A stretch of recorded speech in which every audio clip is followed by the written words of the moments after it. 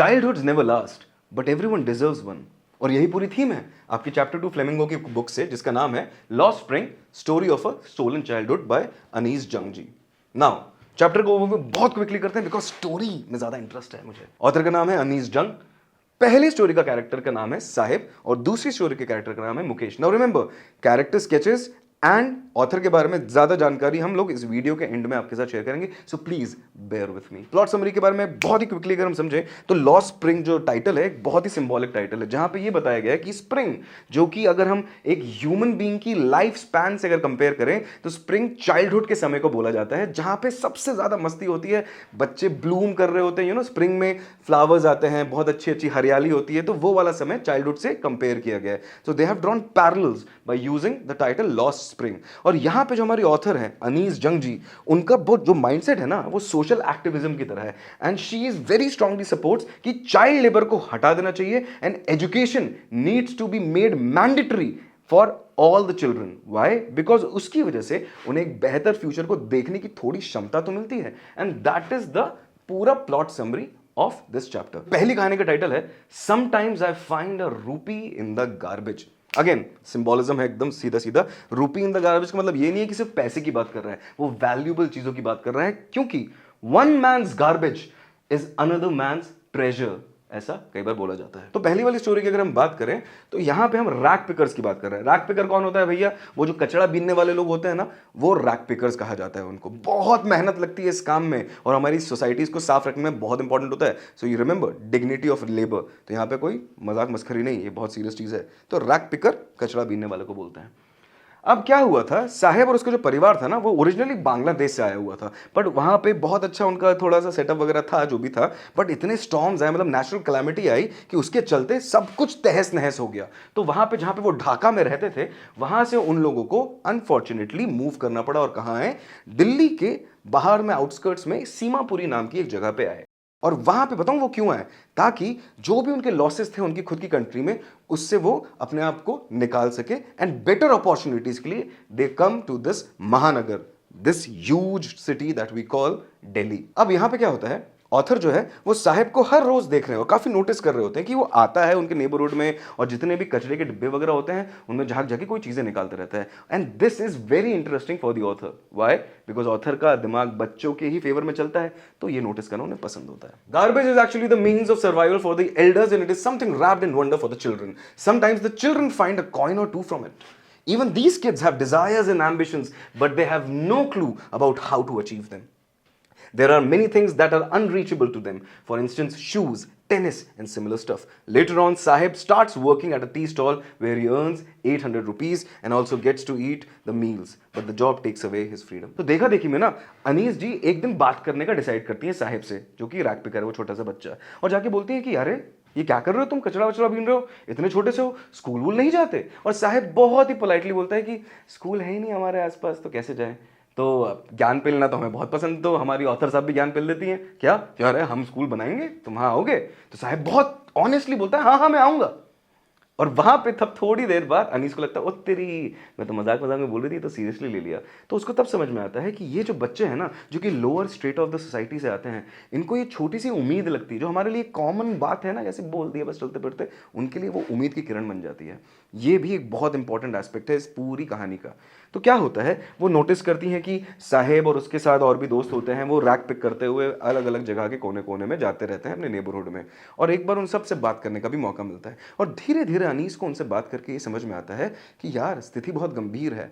माना कि वो एक बहुत ही पुअर फैमिली से आते हैं और उनके पास जूते चप्पल जैसी बेसिक नेसेसिटीज भी नहीं है, मतलब रोटी कपड़ा मकान के लिए ही फाइट कर रहा है पूरा फैमिली यूनिट। और यही सारी चीजों के बारे में हमारी कहानी है। नाउ कुछ लोगों के लिए गार्बेज जो होता है ना, वो एक मीन्स ऑफ सर्वाइवल होता है, स्पेशली बड़े लोगों के लिए। बट छोटे बच्चों के लिए ना, वो garbage is like treasure hunt, कि आज क्या मिलेगा, आज क्या मिलेगा। We are privilege, we can never understand that feeling, but treasure hunt जैसा होता है छोटे बच्चों के लिए। अगेन रिमेंबर, ये थीम में बहुत इंपॉर्टेंट है कि बड़े कैसे देखते हैं गार्बेज पिकिंग को और छोटे बच्चे कैसे परसीव करते हैं पिकिंग गार्बेज को। यहां पे अपन इस चीज को यूज कर सकते हैं। और कभी कभी एक कॉइन मिल जाता है या कुछ जूते मिल जाते हैं, कुछ नई चीज मिल जाती है, जो भी बच्चों को पसंद है, but things of value. Remember, one man's garbage is another man's treasure. पर यहाँ पे एक चीज़ बहुत याद रखने की जरूरत है, क्योंकि हर एक बच्चे के कुछ डिजायर्स होते हैं, कुछ एम्बिशंस होते हैं, बट इसमें जहाँ पे बच्चा हर दिन हैंड टू माउथ जी रहा है, मतलब रोटी शाम में मिलेगी कि नहीं वैसी जद्दोजहद में लगा है, तो उनके एम्बिशंस वगैरह का क्या, और इसी के चलते they have no clue about how to achieve them because they are living on a day to day basis. और यहाँ पे इसी के चलते बहुत सारी चीज़ें अनरीचेबल है। मतलब वो छोटे बच्चे देखते हैं कि कुछ और जो प्रिविलेज क्लास के बच्चे हैं उनके पास टेनिस शूज़ हैं, वो बढ़िया टेनिस खेल रहे हैं, अच्छी जगह जा रहे हैं, खाना वाना खा रहे हैं, वो सारी चीज़ें हो रही हैं, बट ये दूर से बेचारे खड़े होकर देखते ही रहते हैं because for them all these things are unreachable. और इसी के साथ चलते चलते क्या होता है कि साहब को तो बोल दिया कि स्कूल बनेगा कि नहीं, पर वो तो खोखली बात थी, ये हम सब जानते हैं। कुछ समय बाद क्या होता है, साहब कचरा बिनने वाले उस ग्रुप में दिखना बंद हो जाता है, पर वो है कहाँ। वो फाइनली एक जॉब मिलती है उसको, एक स्टेबल जॉब जहां पे वो पैसा कमा रहा होता है। कहां पे, एक टी स्टॉल पे उसे जॉब मिल जाती है जहां पे वो 800 रुपए कमा रहा होता है। मतलब समझ रहे हैं कितनी ज्यादा स्टेबिलिटी आ गई।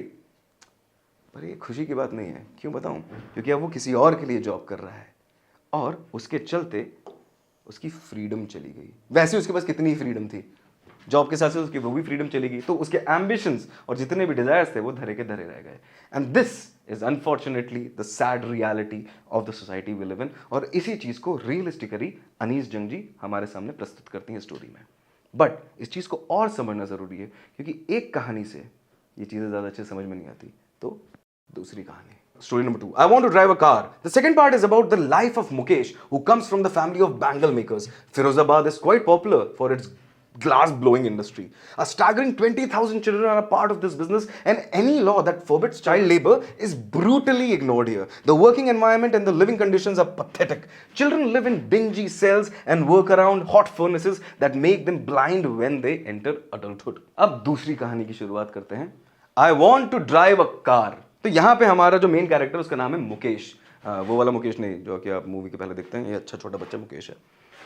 अब इसमें क्या होता है, Mukesh belongs to a wonderful family of bangle makers, and Firozabad जो है ना वो बैंगल या फिर ग्लास ब्लोइंग इंडस्ट्री के लिए बहुत पॉपुलर है, कि वहाँ पे ग्लास की बहुत अच्छी चीज़ें बनाई जाती हैं। Now you have to remember one thing, Mukesh comes from a family of bangle makers, तो उसके पूरे परिवार बहुत सारी जनरेशन से बैंगल्स वगैरह बना रहा है। तो होता है ना कई बार जो अपने परिवार का जो काम होता है, बिजनेस होता है, उसी को कैरी फॉरवर्ड करना पड़ता है, ये वाली चीज़ यहाँ पे दिखाई गई। But there is one thing to remember, bangle making वाली जो इंडस्ट्री है ना वो बहुत ही ज़्यादा फिजिकली हार्म करती है, और यंग एज में तो बहुत ही ज्यादा खतरनाक तरीके से हार्म कर सकती है। Now these are the things that we have to take care.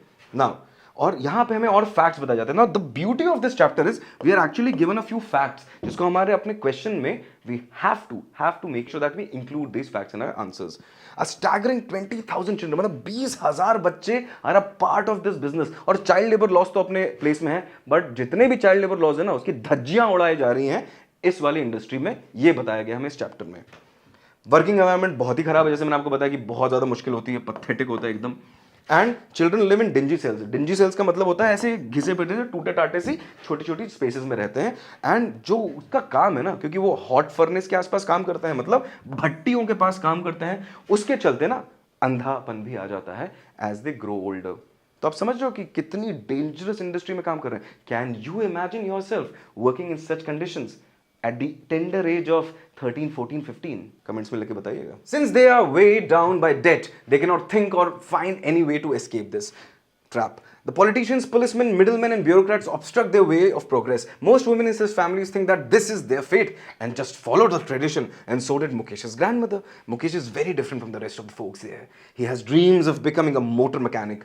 The garage is quite far from his house, but he shall walk. Now ये काम बताऊं क्यों करना पड़ता है पूरे परिवार को, क्योंकि उनके ऊपर बहुत ज्यादा कर्ज होता है, डेट होता है। और इसी के चलते जैसे कि अपने पिछली कहानी में साहेब की हालत थी, यहाँ पे भी वही हालत है कि वो कुछ और सोच ही नहीं सकते, बिकॉज कोई और तरीका है ही नहीं इस डेट ट्रैप से निकलने का, डेट ट्रैप। और इसी के चलते ना ये पॉलिटिशियंस, पुलिसमैन, मिडिलमैन, ब्यूरोक्रेट्स, ये सारे लोग दे मेक श्योर सिस्टमिकली कि ये लोग प्रोग्रेस कभी ना कर पाए। The reason is very simple, ये लोग प्रोग्रेस कर लेंगे तो इनकी जगह पे कौन काम करेगा। और ये वोटिंग के समय आते हैं, हाथ वाथ जोड़ते हैं, they ask for their votes and support, but unfortunately जो इनको काम करना होता है पब्लिक के लिए वो ये नहीं करते हैं। And that is one of the biggest reason कि ऐसे लोग अपने एम्बिशंस, अपने डिजायर्स के लिए कभी भी इस ट्रैप से नहीं निकल पाते।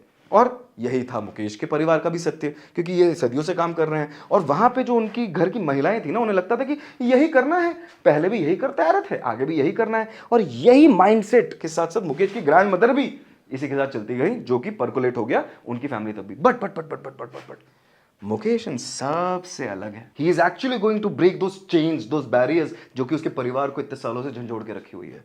और क्या करना चाहता है मुकेश? और यहां पे आती है उसके ड्रीम्स की बात। He dreams of becoming a motor mechanic, और उसके लिए वो काम ऑलरेडी शुरू कर चुका है। अनीस पूछती है उनसे, तो क्या कैसे जाओगे मोटर मैकेनिक, कैसे बनोगे, गराज तो बहुत दूर है। तो बोलता है मैं चल के जाएगा। फिर अनीस एक और क्वेश्चन पूछती है, अच्छा तो कभी तुमने ये भी सोचा है कि तुम प्लेन उड़ाओगे? तब मुकेश ऐसे सर नीचे करके बोलता है कि नो, बहुत धीमी मंदी आवाज़ में। और इससे बताओ हमें क्या पता चलता है?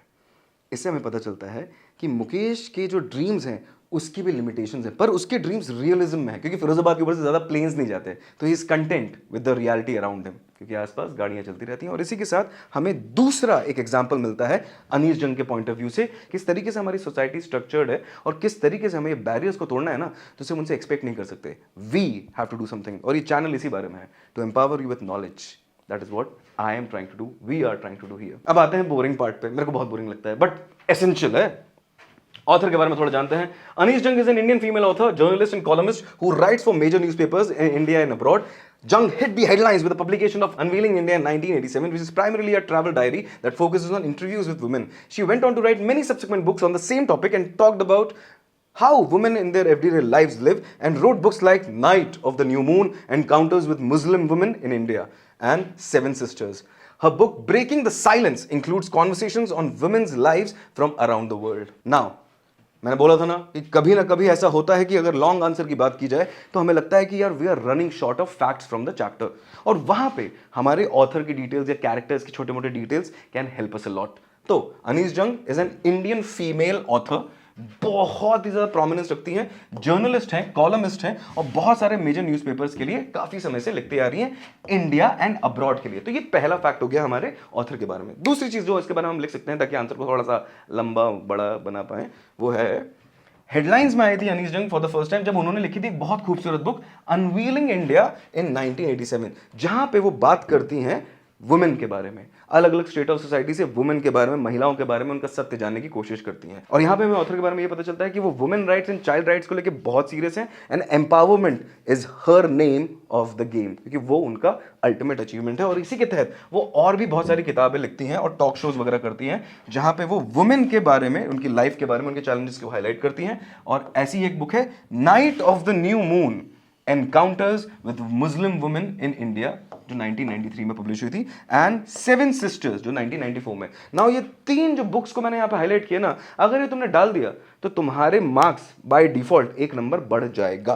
और आखिर में जाते जाते ब्रेकिंग द साइलेंस एक और किताब लिखी थी जहां पे कॉन्वर्सेशंस हैं उनकी, अगेन महिलाओं के साथ, फ्रॉम अराउंड द वर्ल्ड. तो आप देख रहे हो किस तरीके से अनीस जंग स्कोप अपना बढ़ाती जा रही है, city, country and then the rest of the world. अब आते हैं फाइनल स्लाइड पे, the important words from this chapter. Acquaintance, बोलो मेरे साथ, अक्वेंटेंस मतलब someone we know in passing. दोस्त नहीं है, मित्र नहीं है, एनिमी नहीं है, बट हम जानते हैं. मतलब ऐसा होगा ना कोई क्लासमेट जो कि बैठता है आपके साथ, हेलो हाय करते हैं, मुस्कुरा देते हैं, पर जानना पहचान, मैं तेरा मेहमान, वो है अक्वेंटेंस. दूसरा पेरिफेरी, आउटस्कर्ट्स. पेरिफेरी का मतलब होता है आजू बाजू. स्क्वाटर्स, तो कभी कभी ऐसी जगह पे होंगी जहां पे एनक्रोच कर लेते हैं लोग, अतिक्रमण कर लेते हैं लोगों की जगह, तो मतलब इलीगली किसी जगह को ऑक्यूपाई कर लेते हैं, उन्हें बोलते हैं स्क्वाटर्स. स्क्राउजिंग, टू फाइंड और सर्च फॉर समथिंग. अभी होता है ना कि हम बैग में ढूंढ रहे हैं कि कौन सी किताब है क्योंकि कल कोई एग्जाम है, पता नहीं किसका, तो we are trying to look for that book. That is what we mean by scrounging. Perpetual, कभी ना खत्म होने वाला, हमेशा चलते रहने वाला, इस परपेचुअल. याद रखिएगा, मेरे साथ अगर हो सके तो ये वर्ड्स को बोलिए, अभी के अभी स्पेलिंग भी याद हो जाएगी. Remember, pronunciation is the key many a time to write the correct spelling for a word. Mirage, ये तो पढ़ा है अपन ने साइंस में, ऑप्टिकल इल्यूजन, मतलब है नहीं पेड़ फिर भी दिख रहा है डेजर्ट में, it's a mirage. Hovels, very small houses, छोटे छोटे घरों को हॉवल्स बोलते हैं. इम्पोवरिश्ड, इम्पोवरिश्ड मतलब एक्सट्रीमली पुअर, एकदम ऐसे भयंकर गरीब.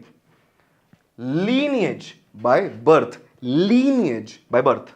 एंड आखिर में hauled, to be taken forcefully, ऐसे खींच के लेके जाना इज हॉल्ड. इसी के साथ we are done. Q&A and strategies in coming videos. Namaskar.